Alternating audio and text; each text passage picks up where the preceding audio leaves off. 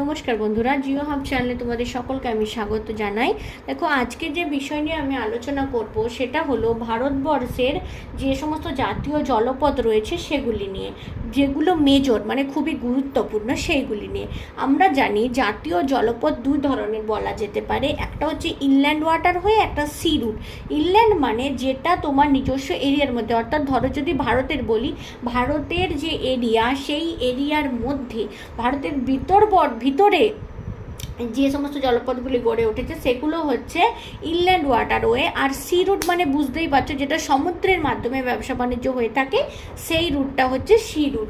তো মূলত যে ওয়াটারওয়েগুলো রয়েছে তার অবস্থান কোন নদীর উপরে অবস্থিত বা কোথায় অবস্থিত এবং কোথার থেকে কোথা পর্যন্ত বিস্তৃত, সমস্ত বিষয়টা কিন্তু আমি সুন্দর করে ছকের মাধ্যমে তোমাদেরকে দেখানোর চেষ্টা করেছি, যাতে ইজিলি তোমাদের কিন্তু মনে থাকে। তো চলো শুরু করা যাক। প্রথমেই যার কথায় আসি সেটা হলো ন্যাশনাল ওয়াটারওয়ে 1, NW1। এটা কোথা থেকে কোথা পর্যন্ত বিস্তৃত? এলাহাবাদ থেকে হলদিয়া পর্যন্ত বিস্তৃত।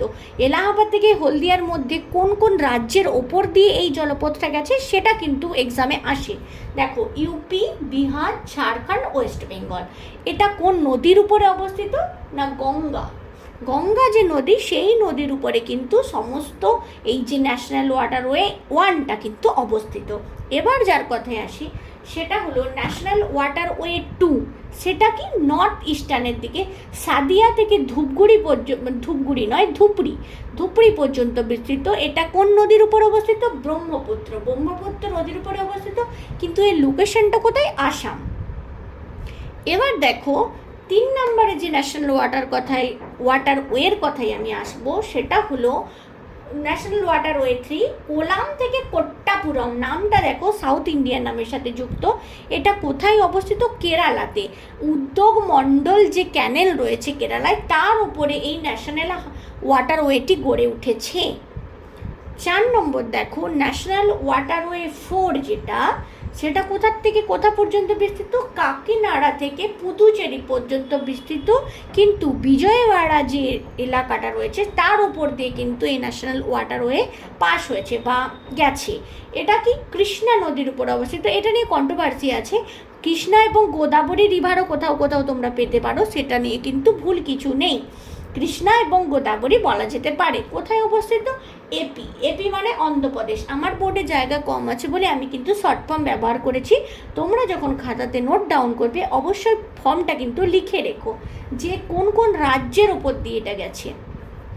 ন্যাশনাল ওয়াটারওয়ে 5 দেখো, তালচের থেকে পারাদ্বীপ দুটোই জানি উড়িষ্যা রাজ্যের মধ্যে অবস্থিত। এটা কোন নদীর উপর গেছে? মাতলি যে রিভার, সেই নদীর বরাবর এই জলপথটি গড়ে উঠেছে। কোন রাজ্যে? মানে উড়িষ্যা রাজ্যের মধ্য দিয়ে কিন্তু এটি গেছে। 6 নম্বরে যার কথায় আসবো সেটা দেখো, ভানগা থেকে লক্ষ্মীপুর কোন নদীর তীরে অবস্থিত? বারাক নদীটা কিন্তু একটা হিলি রিজিয়নে অবস্থিত। মণিপুর আর নাগাল্যান্ডের যে বর্ডার রয়েছে, যেখানে তার পাশে দিয়ে গেছে, সেই এলাকার মধ্যে এটা অবস্থিত বারাক নদী অবস্থান কিন্তু মণিপুর, ভাগনা থেকে লক্ষ্মীপুর পর্যন্ত এই ন্যাশনাল ওয়াটারওয়ে 6। তোমাদেরকে আমি বারবার বলছি, এই ন্যাশনাল ওয়াটারওয়ের নামটা কিন্তু তোমরা পরিবর্তন পেতে পারো বা এর সিরিয়াল নাম্বারটা পরিবর্তন পেতে পারো, কিন্তু বিষয়গুলো মোটামুটি একই। কারণ এই ওয়াটারওয়ে তার গুরুত্বপূর্ণতা বা দিন দিন তার ব্যবহারযোগ্যতার উপরে কিন্তু এটার নাম পরিবর্তিত হয়ে যাচ্ছে।